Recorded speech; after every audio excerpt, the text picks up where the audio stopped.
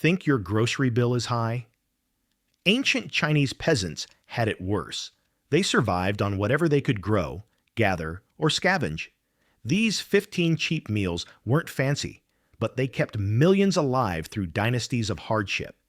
And at the top of that list, number 15, was something that sounds more like dishwater than dinner. Like medieval pottage had a distant cousin who studied philosophy, congee was basically the infinite soup of ancient China, except calling it soup is being generous. We're talking water to rice ratios that would make any self-respecting cook quit on the spot. The oldest written Chinese character for food shows a tripod cauldron filled with bubbling grain, and that grain was almost certainly millet, not rice, because rice was for people who actually had money. From the Shang and Zhou periods onward, peasants were basically living on grain-flavored water for breakfast, lunch, and dinner. They'd throw in whatever greens they could find along the road or in the hedgerows, shepherd's purse in spring, amaranth in summer, wormwood in autumn, because vitamins had to come from somewhere, and it sure wasn't coming from the grain soup. Millet cooks fast, about 15 minutes, and doesn't need any fancy husking equipment, which was perfect for farmers who had to be in the fields before sunrise. 1 pound of rice, when stretched into congee, could keep a family from starving for days, which sounds impossible until you realize how much water they were adding. The wealthy got thick porridge, while the poor got, well, basically hot water with a grain apology floating in it. Archaeological digs at Han Dynasty sites keep finding these carbonized kernels stuck to the bottom of cooking pots, which tells you everything about how common this meal was. Think hospital food, but imagine that's your only option. 3 times a day, every day until you die. Before rice conquered China, millet was running the show at number 14, and I mean really running it for thousands of years before rice even showed up to the party. This forgotten grain grew in soil so bad that modern farmers would just give up and build a parking lot. But that's exactly why it mattered. Yellow millet versus foxtail millet created this whole social hierarchy thing where even among peasants eating basically the same terrible food, some were eating slightly less terrible versions. Tang Dynasty records show peasants eating millet more than 300 days per year, which means they got maybe 2 months off from millet monotony if they were lucky. The thing about millet is it laughs at drought while rice plants shrivel up and die, making it the MVP grain for northern China, where rain shows up whenever it feels like it. Agricultural manuals praised it. Household guides recommended it for sick people and babies and old folks with no teeth. And leftovers would ferment overnight into this sour gruel that people actually preferred during heat waves. Probably because at least it tasted like something. The 6th century Chiminyaoshu lists 5 different ways to make millet porridge, including one where you literally cook it in ash water for extra minerals, because when you're that poor, you'll take nutrition anywhere you can get it. Modern analysis shows you get about 110 calories per 3.5 ounces, plus some B vitamins, which isn't much, but it's better than starving. While people today pay $8 for a small bag of quinoa at Whole Foods, millet was keeping entire civilizations alive, and nobody talks about it anymore. Imagine being so hungry you start eyeing your garden's decorative plants, which brings us to sweet potato leaves at number 13. And no, not the potato part everyone knows about, but the leaves that Americans throw in the compost. When sweet potatoes finally made it to China from the Americas through Fujian ports in the 1500s, they spread like wildfire because they'd grow on hillsides so worn out that even weeds had given up. Poor families would plant vine cuttings along the edges of terraces, save the tiny potatoes for next year's planting, and eat literally everything else. The leaves that your landscaper throws away were keeping entire families alive, blanched to remove the bitterness and then stirred into whatever else was cooking, or just boiled straight into the eternal porridge pot. One plant could feed a family leaves all summer, while the tubers grew underground doing their thing, and these vines would grow in mountain areas where rice would just laugh at you for trying. Economists who study this stuff credit sweet potatoes with preventing massive famines and stopping peasant rebellions, because hungry people tend to get revolutionary ideas, but slightly less hungry people might just complain instead of overthrowing dynasties. Those leaves were packed with vitamins A and C, preventing the kind of nutritional deficiency diseases that turned simple infections into death sentences. Long before kimchi became the hot thing at trendy restaurants, Chinese peasants were fermenting vegetables like their lives depended on it, because they literally did, making fermented vegetables our number 12. We're talking pickled mustard greens that could strip paint, fermented cabbage that predated sauerkraut by about 1,000 years, and preserved radishes that smelled like death but tasted like survival. Salt cost money peasants didn't have, but fermentation was free if you knew what you were doing and had a ceramic jar to bury in your yard. The 6th century Qimen Yaoshu lists 18 different pickle recipes, which tells you this wasn't some emergency backup plan, but a fundamental survival strategy going back to the Northern Wei dynasty. Ming soldiers got dried swankai bricks as part of their rations. These compressed fermented vegetable blocks they'd soak in water and pour over their rice, and peasants saw this and thought, hey, we can do that too. They'd hang whole cabbages in buried crocks, where the temperature stayed just cold enough to ferment without rotting, creating probiotics they couldn't see or understand but definitely felt when their digestion improved. Sure, the smell could clear a room faster than a fire alarm, but when the choice is between smelly vegetables and no vegetables in January, you learn to love that funk.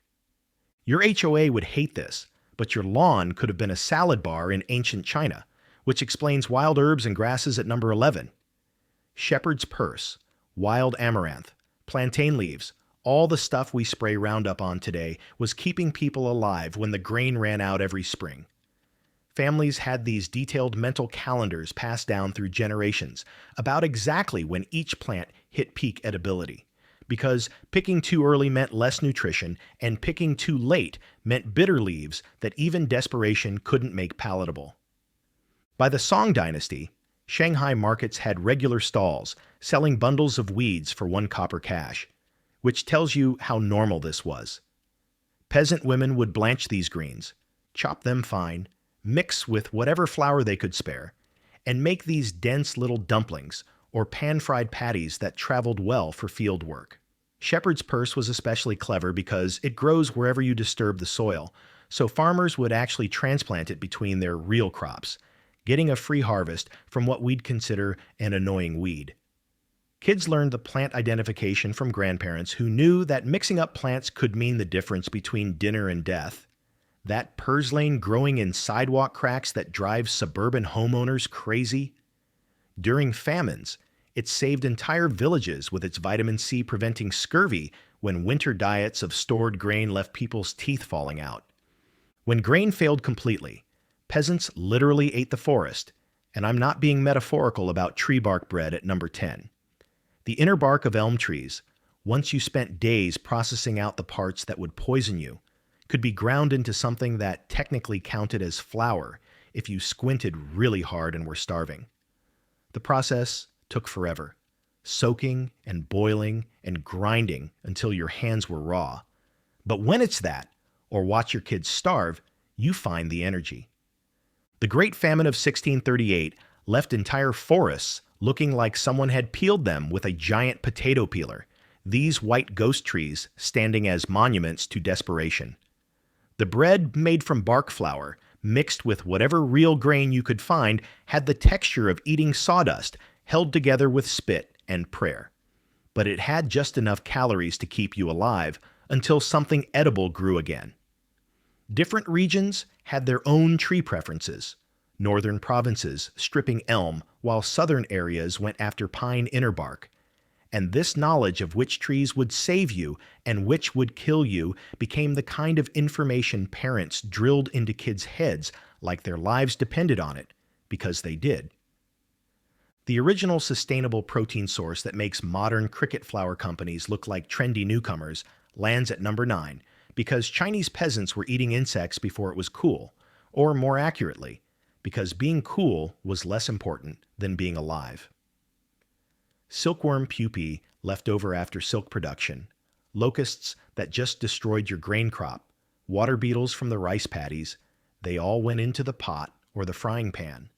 When clouds of locusts descended and ate everything you'd planted, at least you could eat them right back in the ultimate revenge meal. Different bugs needed different treatment, with silkworm pupae getting fried up with wild garlic for this nutty, crunchy snack that kids actually looked forward to, while locusts got dried and ground into protein paste that could last months. Water beetles required careful cleaning unless you enjoyed the taste of pond mud, but they delivered amino acids that grain-only diets desperately lacked. Archaeological digs keep finding these specialized cooking vessels designed just for preparing insects, telling us this goes back to Neolithic times when our ancestors figured out that protein is protein, whether it has 2 legs or 6. Forget farm to table. This was more like swarm to table. The green slime in your fish tank that you paid to get rid of was feeding millions of people, making river weeds and algae number 8 on our countdown of culinary desperation. Nostoc, which they called fat choy, river moss, and various types of pond scum weren't random pond gunk, but carefully identified species harvested at specific times when they hit peak edibility, which admittedly wasn't saying much. Standing in freezing water for hours to harvest this stuff was miserable, but dried algae could last for months in storage. Peasants developed all these techniques for cleaning the mud and parasites out while keeping whatever nutrition was there, and once dried, you could throw it in soup or congee for a boost of minerals and vitamins you weren't getting from grain. Some varieties packed more protein per ounce than soybeans, plus B12 that plant-based diets almost never provide, which kept people from developing the kind of nerve damage that turned minor injuries into permanent disabilities. Looking like something from a low-budget horror movie and tasting about as good, but when the alternative is the slow starvation, you learn to appreciate pond scum's finer qualities. Even the waste from making tofu was too valuable to actually waste, which brings us to tofu dregs, or Okara, at number 7, the stuff that proves hunger makes everything edible. This grainy, bland pulp left over after making soy milk got handed out to workers at tofu shops as part of their pay, because actual money was for people who had choices. While rich folks enjoyed their silky smooth tofu, poor people made do with what was basically soy sawdust, mixing it with foraged vegetables and pressing it into cakes that provided protein their grain-heavy diets desperately needed. The protein content was actually decent, around 3.5 grams per 3.5 ounces, making it more nutritious than a lot of grains peasants relied on. Creative cooks fermented it into something vaguely cheese-like, or dried, and ground it into flour for later use. Because when you're that poor, you develop a lot of ways to make industrial waste palatable. Festival days might mean getting fresh Okara still warm from production, which was considered a treat compared to the dried stuff that tasted like cardboard. Every morning, workers would line up outside tofu shops with their clay bowls, waiting for their share of what we feed to pigs today, because dignity is a luxury you can't afford when you're hungry.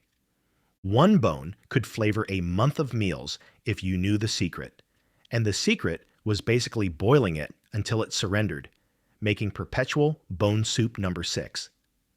This wasn't your Instagram-worthy bone broth, but a desperate system where a single animal bone got passed around like a library book, each family extracting whatever molecules of nutrition were left. Adding vinegar helped pull calcium from the bones, creating a mineral supplement disguised as really terrible soup. Some villages set up actual bone-sharing systems with complex social rules about who got the bone when and for how long, like Netflix, but for skeletal remains. A good beef bone might hit 6 or 7 households before finally dissolving into nothing, and by the end, the soup was basically hot water with memories of meat. These bone-sharing networks created social bonds that helped communities survive together, because the family that shares their chicken bone with you today might need your fish head tomorrow. Kids grew up understanding that throwing away a bone was basically throwing away food, which is why archaeological sites from peasant areas show bones boiled down to nothing, while rich people's trash heaps have intact skeletons. the original bone broth trend, except without the $20 price tag or health claims. Ancient China's welfare system came with a heaping side of humiliation at number 5, because government grain wasn't just free food, it was a public admission that you'd failed at the basic job of feeding your family. The ever-normal granary system sounded good on paper, storing grain during good years to distribute during famines. But corruption meant the reality was getting moldy grain mixed with stones, sand, or sawdust, because officials skimmed the good stuff to resell. Eating the emperor's charity marked you as the lowest of the low, so families would literally eat tree bark and grass rather than join the humiliating queues at distribution centers where everyone could see your shame. When starvation finally forced them to accept help, they often discovered the grain could kill you just as dead as hunger, with ergot poisoning from moldy grain causing hallucinations and gangrene that made your limbs rot off. Dynasty records describe grain so contaminated with sand it wore down teeth and caused intestinal bleeding. But when your choice is maybe poisoned grain, or definitely starving to death, you learn to wash and rewash the kernels, picking out what stones you could see and praying about the ones you couldn't. The plant currently eating the American South for breakfast was ancient China's famine food at number 4, because kudzu grows where nothing else will, and peasants couldn't afford to be picky. Extracting starch from kudzu root was a labor nightmare that made other famine foods look convenient, requiring about 20 hours of digging, washing, crushing, soaking, straining, and processing for enough starch to make one meal. The math was brutal. 20 hours of work for 20 minutes of feeling less hungry, but during famines, those 20 minutes were everything. Different regions developed their own processing methods based on local conditions, with some areas fermenting the starch to make it easier to digest, while others focused on wringing every possible calorie from each root. Traditional medicine claimed kudzu had cooling and detoxifying properties, which gave people extra motivation to do the backbreaking work, even if the health benefits were mostly wishful thinking. Kids spent entire autumn days scrambling over rocky hillsides digging roots, their small hands better at working in the crevices where kudzu grew thickest, coming home with baskets of roots and hands bloody from thorns and rocks. Squirrels had the right idea, but humans needed way better recipes to make acorns edible at number 3, because raw acorns will mess you up with enough tannic acid to cause kidney damage. The leaching process required patience that would test a saint, shelling and grinding acorns, then soaking them in change after change of water, with some regions using flowing streams while others dug special clay-lined pits. Miss a step, and you're eating bitter poison that causes severe stomach cramps, and worse. Different regions developed their own techniques based on local oak species and water availability, with northern provinces setting up communal processing sites where families combined labor during the autumn acorn harvest. Mixed with whatever grain you could scrounge, acorn flour made this dense, slightly sweet bread that could fuel hard labor even if it tasted like medicine. Some villages assigned specific oak trees to different families, creating inheritance rights that passed down through generations like tiny forestry deeds. The bitterness never completely left, no matter how much you processed it, leaving this medicinal aftertaste that reminded you with every bite exactly how poor you were. Bitter as medicine, precious as gold was the saying, and they meant both parts. Escargot's trashy cousin, who lives in a ditch, takes number 2, because field snails and freshwater shellfish were everywhere and free if you didn't mind the parasites. These weren't fancy restaurant mollusks, but whatever crawled through rice paddies and irrigation ditches, carrying liver flukes and other parasites that peasants couldn't see but definitely felt years later when their livers gave out. The preparation supposedly helped, purging the creatures in clean water for days while changing it repeatedly to flush out mud and waste. But parasites are patient. Heavy doses of wild garlic, ginger, and whatever burning spices you could find helped mask the swampy taste, and maybe, hopefully, killed some of the nasties living inside.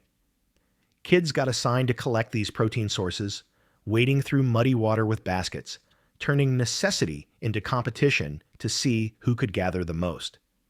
During planting season, when families worked fields from dawn past dusk, quick-fried snails provided portable protein without the trek home for meals. Even the shells got used, crushed for chicken feed or scattered in gardens as calcium supplements, because waste not want wasn't just a saying, but a survival strategy. Free protein with a side of free disease, but tomorrow's liver problems matter less than today's empty stomach. The ultimate mystery meal where ignorance wasn't just bliss, but basically required takes our number one spot, because whatever's left soup was less a recipe than a philosophy of radical acceptance. This wasn't carefully crafted minestrone, but a communal pot of denial where anything that might provide calories went swimming, no questions asked or answered. During the worst famines, villages set up communal kitchens where everyone contributed whatever they had, creating bonds of shared desperation that lasted generations. The soup defied description because it changed constantly depending on what people could find. Good days bringing vegetable peelings and foraged herbs, bad days introducing leather, bark, and protein sources you really didn't want to identify. The constant boiling at least killed most bacteria, though the nutritional value was anyone's guess, and usually not a good one. Communities developed elaborate social rules about contributions and portions, making sure even the weakest got something, because surviving together beat starving alone. Children learned early that asking what was in the soup was the height of rudeness. Better to gulp it down and be grateful for the warmth, if nothing else. From scraps and survival to a 5,000-year-old civilization built on empty stomachs and full determination. Think about that next time you push away leftovers or complain about having the same thing twice in 1 week. These 15 foods weren't just meals, but monuments to human ingenuity, proof that people will find a way to survive almost anything if they help each other and get creative with the definition of edible. Ancient Chinese peasants transformed starvation into civilization through sheer stubbornness and the radical idea that pond scum is food if you're hungry enough. What forgotten foods from your own culture kept your ancestors going when the grocery store was centuries away from being invented?